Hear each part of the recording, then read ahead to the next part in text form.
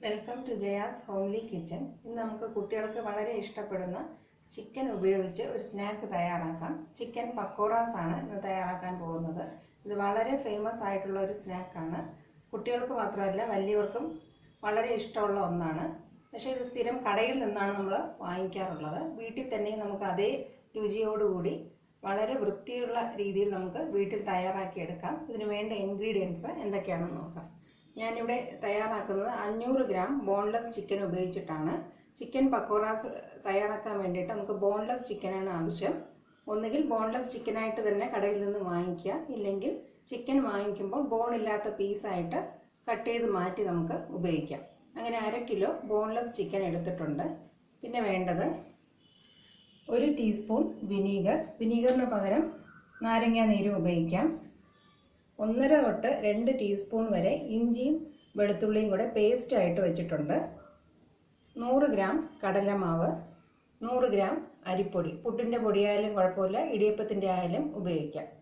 പിന്നെ വേണ്ടത് ഒരു മീഡിയം സൈസ് സവാള കൊത്തി അരിഞ്ഞത്, ആവശ്യത്തിന് ഉപ്പ്, കുറച്ച് മല്ലിയില ചെറുതായിട്ട് കട്ട് ചെയ്തത്, 1/2 ടീസ്പൂൺ കുരുമുളക് പൊടി, 1 ടീസ്പൂൺ പെരിഞ്ജീരകം മുഴുവനായിട്ട് തന്നെയാണ് ഉപയോഗിക്കുന്നത്, 2 ടീസ്പൂണോളം ഞാൻ മുളക് പൊടി എടുത്തിട്ടുണ്ട്.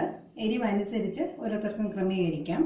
1/4 ടീസ്പൂൺ മഞ്ഞൾപ്പൊടി, 1/2 ടീസ്പൂൺ ഗരം മസാല പൊടി, കുറച്ച് കറിവേപ്പില, 1 പച്ചമുളക് തീരെ ചെറുതായിട്ട് കൊത്തി അരിഞ്ഞത്. കുട്ടികൾക്ക് വേണ്ടിയാണ് ഇത് തയ്യാറാക്കുന്നതെങ്കിൽ പച്ചമുളക് ഒഴിവാക്കാം.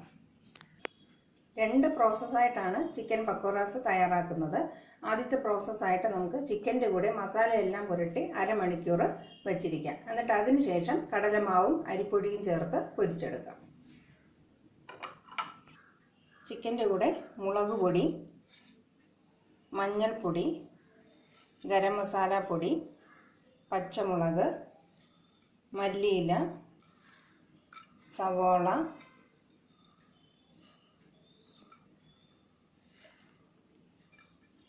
ഉപ്പ്, കുരുമുളക് പൊടി, ഇഞ്ചി വെളുത്തുള്ളി പേസ്റ്റ്, വിനീഗർ എന്നിവ ചേർത്ത് മിക്സ് ചെയ്യാം.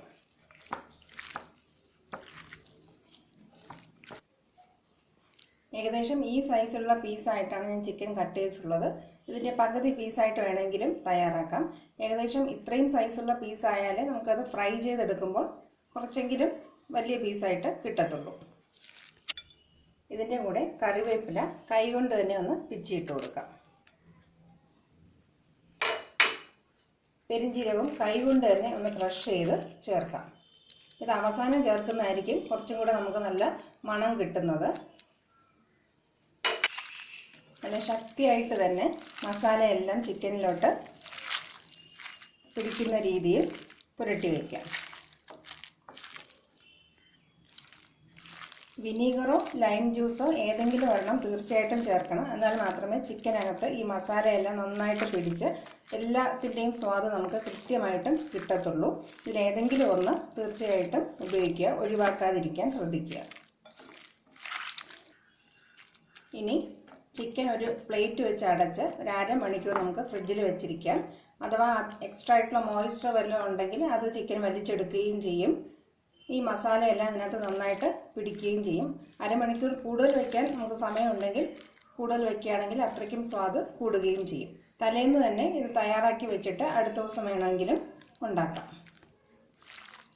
ഏകദേശം 1/2 മണിക്കൂർ കഴിഞ്ഞിട്ടുണ്ട്. മസാലയെല്ലാം ചിക്കനിൽ നന്നായിട്ട് പിടിച്ചിട്ടുണ്ട്, നല്ല മണവും വരുന്നുണ്ട്. ഇനി ഇതിൻ്റെ കൂടെ നമുക്ക് ആദ്യം എടുത്തു വെച്ചിട്ടുള്ള കടലമാവ് മുഴുവനായിട്ടും ചേർത്ത് കൊടുക്കാം.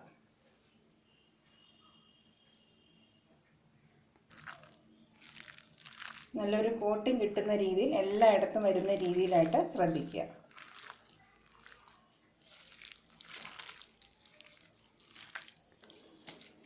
ചിക്കൻ പക്കോറാസ് തയ്യാറാക്കുമ്പോൾ ശ്രദ്ധിക്കേണ്ടത് ഇതിനകത്ത് ഒട്ടും വെള്ളം ചേർക്കേണ്ട ആവശ്യമില്ല. ചിക്കൻ കഴുകിയിട്ട് നല്ല വെള്ളം പിഴിഞ്ഞെടുത്തിട്ട് വേണം ഇതിനകത്ത് ചേർക്കാനായിട്ട്. ഇനി അരിമാവ് കുറച്ച് കുറച്ചായിട്ട് ചേർത്ത് കൊടുക്കാം. അതും നന്നായിട്ട് മിക്സ് ചെയ്യണം. ബാക്കി അരിമാവും കൂടെ ചേർത്ത് കൊടുക്കുക. നന്നായിട്ട് മിക്സ് ചെയ്തെടുക്കണം. ചിക്കൻ പക്കോറാസിനുള്ള കൂട്ട് തയ്യാറായി കഴിഞ്ഞു. മാവും കൂടെ ചേർത്ത് കഴിഞ്ഞ് ഇനി ഒരുപാട് സമയം വയ്ക്കേണ്ട ആവശ്യമില്ല. ഉടനെ തന്നെ പൊരിച്ചു തുടങ്ങാം. ഈ മാവ് ഒരുപാട് സമയം വെച്ചിരുന്നാൽ ചിക്കനിൽ നിന്ന് വെള്ളം ഊറി ഇത് ഒരുപാട് ഈർപ്പമുള്ളതാവും. പിന്നെ ഇത് പൊരിച്ചെടുക്കുമ്പോൾ ഒരുപാട് എണ്ണ കുടിക്കുകയും ചെയ്യും. അതുകൊണ്ട് ഉടനെ തന്നെ പൊരിച്ചെടുക്കുക. ഒരു ചീൻചട്ടിയിൽ എണ്ണ ചൂടാകാനായി വെച്ചിട്ടുണ്ട്. എണ്ണ നന്നായിട്ട് ചൂടാകണം. എണ്ണ നന്നായിട്ട് ചൂടായിട്ട് വരുന്നുണ്ട്. ഈ സമയത്ത് നമുക്ക് ഫ്ലെയിം ചെറുതായിട്ട് കുറച്ച് കൊടുത്തിട്ട് ചിക്കൻ്റെ ഓരോ പീസായിട്ടെടുത്ത് ഇട്ട് കൊടുക്കാം. ഫ്ലെയിം കുറച്ച് തന്നെ വയ്ക്കണം, ഇല്ലെങ്കിൽ ഉള്ളു വേഗത്തില്ല, മുകളിൽ പെട്ടെന്ന് കരിയുകയും ചെയ്യും. എണ്ണ കുറച്ച് കൂടുതൽ വെച്ച് നല്ല മുക്കി പൊരിക്കുന്നതാണ് ഇതിന് ടേസ്റ്റ്.